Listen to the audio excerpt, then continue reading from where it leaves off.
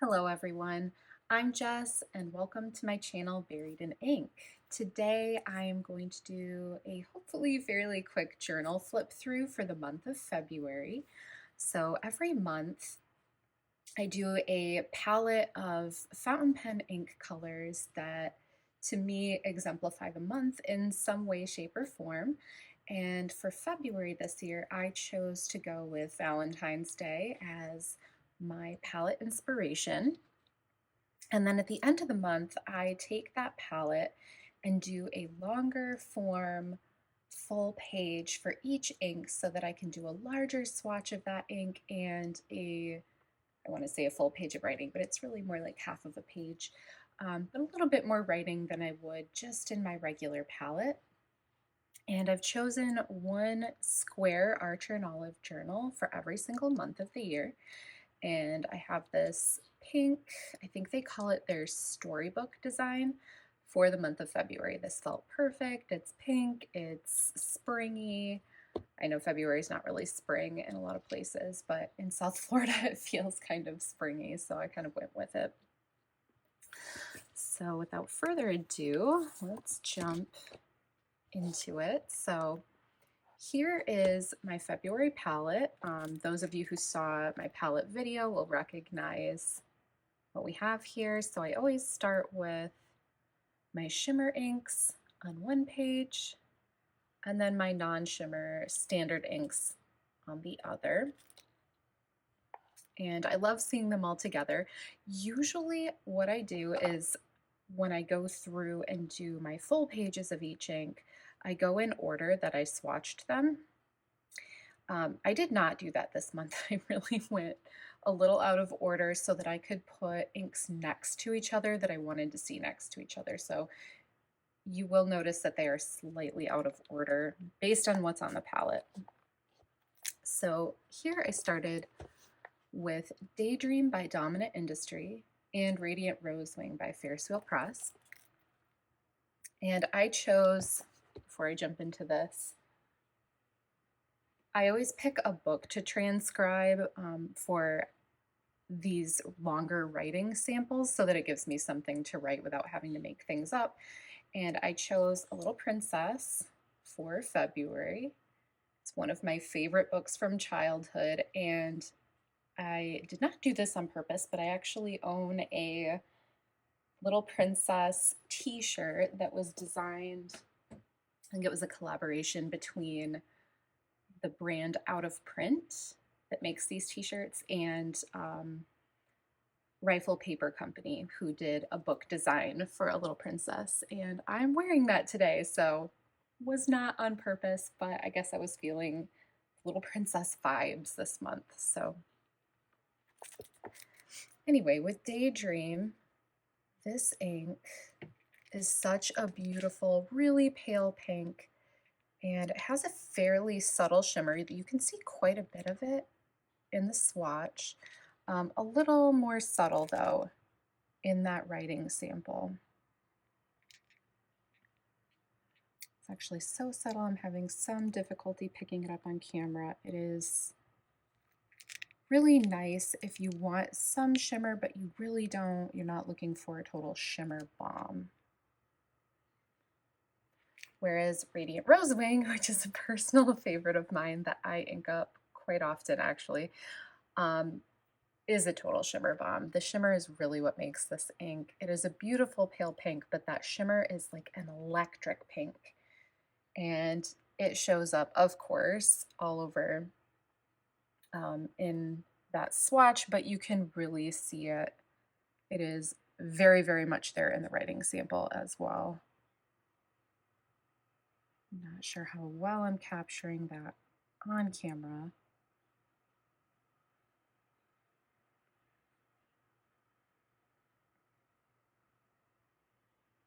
But it is so pretty.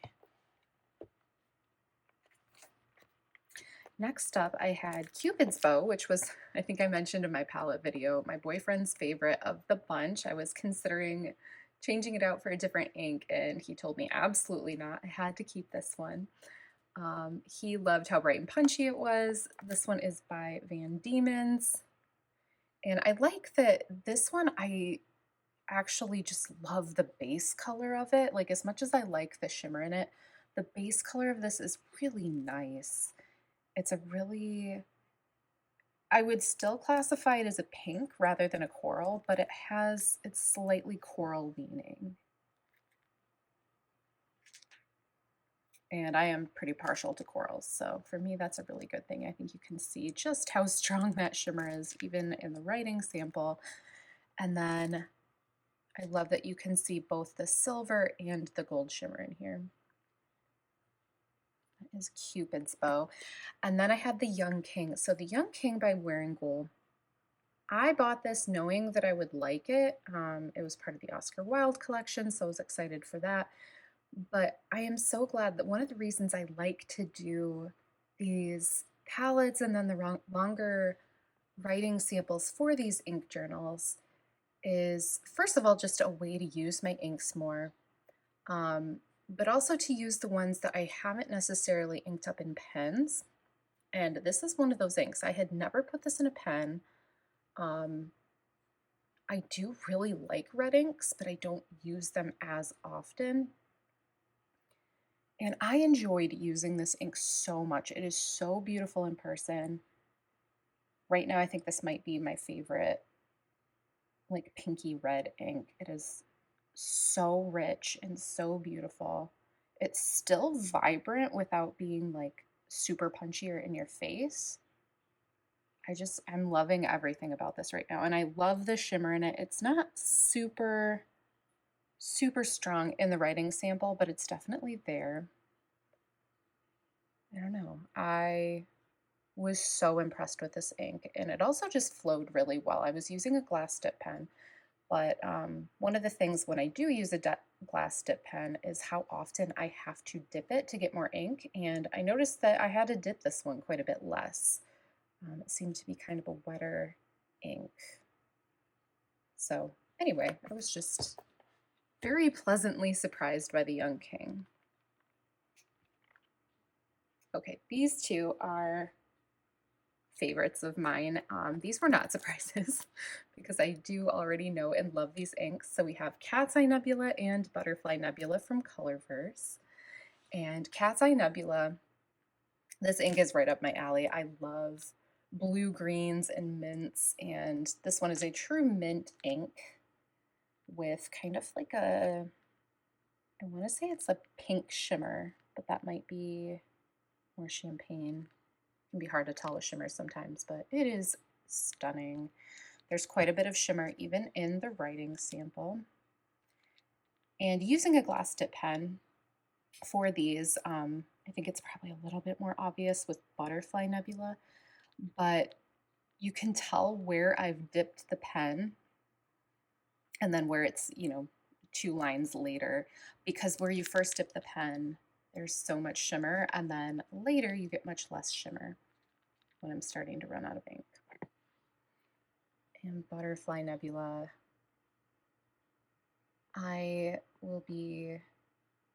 may actually be up by the time I post this video. I have this in a brand new pen right now that I am super excited about. It is a collaboration between Poesi and Sailor, and the pen is called Mermaid Cat, and this ink was so perfect for it. You can kind of see that shimmer in there. I love that this ink, the base color is like a really beautiful periwinkle blue, but then it has such a strong purple shimmer that it actually makes the ink look more purple than it truly is. Love that you can see so much of that in the writing. Next up, 2 more of my favorites. Put a lot of my favorites into this palette this month. We have A Dream Within a Dream by Wearingeul. It's an Edgar Allan Poe ink. It's a pale purple. What is not to love? And I also love that the base color is a super pale purple, but there's so much blue haloing in this that it even shows up a little bit in the writing and gives it, I think, some more character. And it has a champagne shimmer, which I think gives it that kind of dreamy quality. so pretty.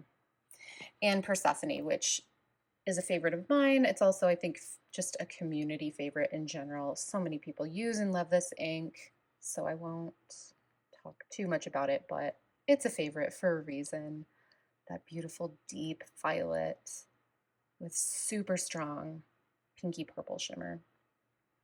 It is a luscious ink.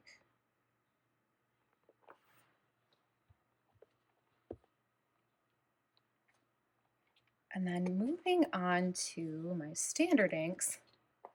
So one thing I want to mention, for those of you who did not watch my palette video, I had some issues with Kosumosu while I was swatching. So it is Pilot Iroshizuku ink, and they are really well known for being very wet, well-flowing inks, very, very lubricated inks that perform really well in pens that are either drier writers or that just aren't writing well. Sometimes if you have a pen that's not writing well and you put an Iroshizuku ink in it, it can really help to fix whatever problem you're having.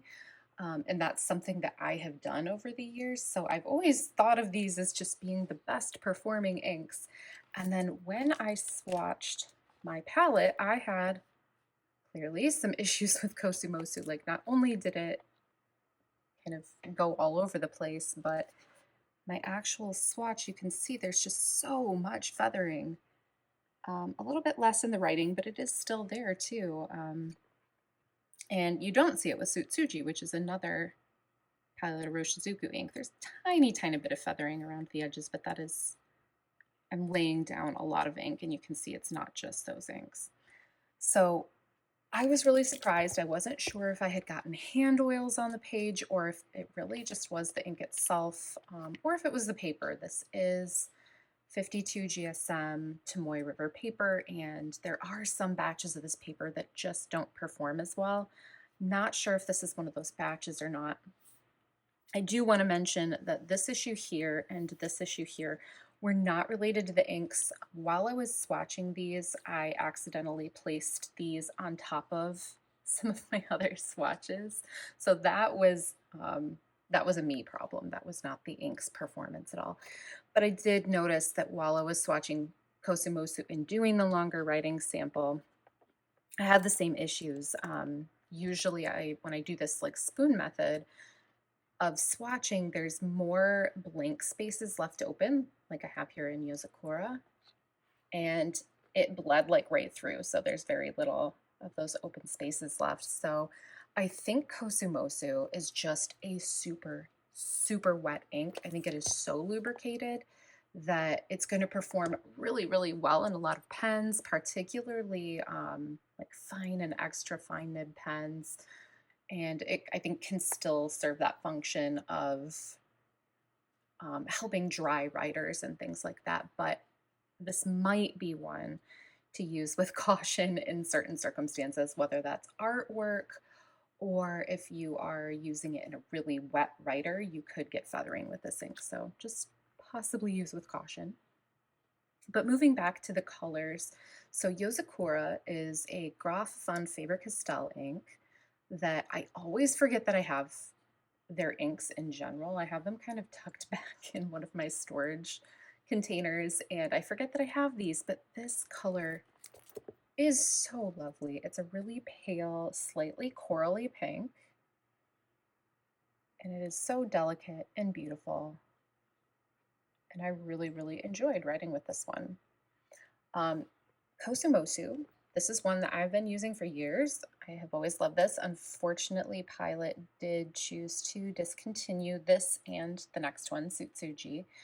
I'm even more bummed about Tsutsuji, but I bought some extra bottles of both of them so that I hopefully will never run out.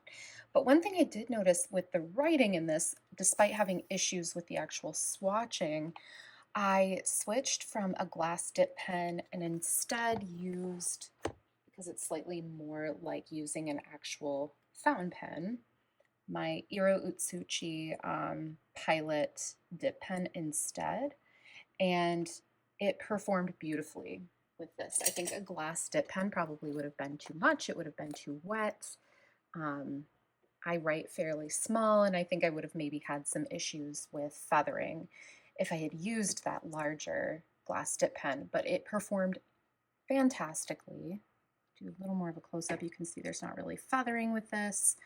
It was just really nice. And I think I only, for this entire writing sample, normally I dip that nib in particular at least one time per line. I think I only had to dip it twice for the entire writing sample, so that was really, really impressive. Okay, next up, ooh, some favorites. So these are both from Jacques, and they're really beautiful, springy colors to me. I think these could transfer really well into fall, but these make me think of spring, and I think just the flowers that bloom. So we have Bouquet d'Antan, which I think in French means bouquet or flowers of yesteryear.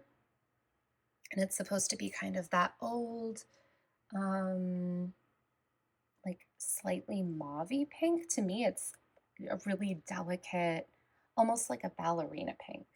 And this is a solid favorite. It was one of my first pale, it might have actually been my first pale pink ink. And it's still one of my absolute favorites. I love this ink so much.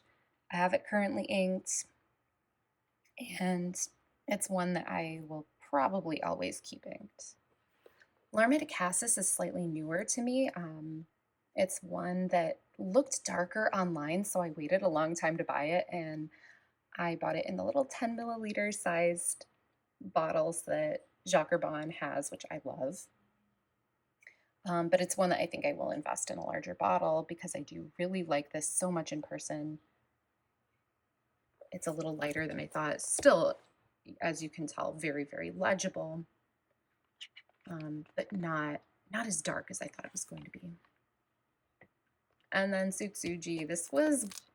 It might be my favorite Pilot Iroshizuku ink. I was devastated when I found out they were going to discontinue this ink. It also just logically does not make sense to me. They do not have anything else like this in the Iroshizuku line, whereas they have, I feel like 15 different blues that are fairly similar to each other. So this decision made absolutely no sense to me. I don't like it. I wish they hadn't done it, but I did stock up, so I should be fine. But if you do like this ink, it's such a beautiful, vibrant magenta. I very highly recommend looking to see. I think there's still some bottles around, but it's getting more difficult to find. So I would snatch that up now if it's something that you're interested in. And like I usually say with Iroshizuku inks, it's super well behaved. This was another one I think I only had to dip my pen maybe 2 times, possibly 3 for the entire page.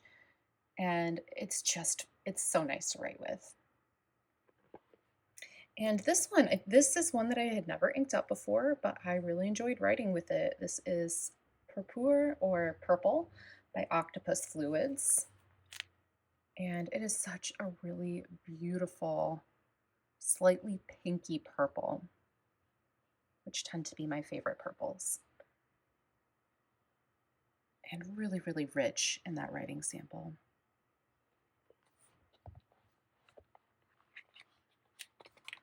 And the last 2 inks for this palette that I had are Rouge Grenat by Jacques and Steeped Umber by Ferris Press. So I needed a deep red for Valentine's Day, and I'm usually not a fan of dark reds, but Rouge Grenat kind of fills that space for me in my collection. It's deep and rich without being too dark. I think I'm a little outside of the norm in the fountain pen community. So many people love Diamine Writer's Blood or Diamine Ox Blood, and I'm not really a fan of either of those. They're a little too brown for me. This one is just vibrant enough while still being really deep and rich.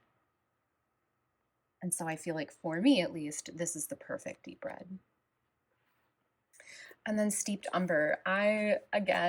Those of you who have watched my channel for a little bit know that browns are not really my thing. I am trying to get into them and partially succeeding. But I felt like for a February palette, when I was thinking of Valentine's Day, like you think of chocolate, right? I think of chocolate. Maybe it's just because I want to eat chocolate, but I felt like I needed a chocolate colored ink, and Steeped Umber was the closest in my collection to, I was thinking of like chocolate dipped strawberries. And it is a very well behaved ink. It performed very well.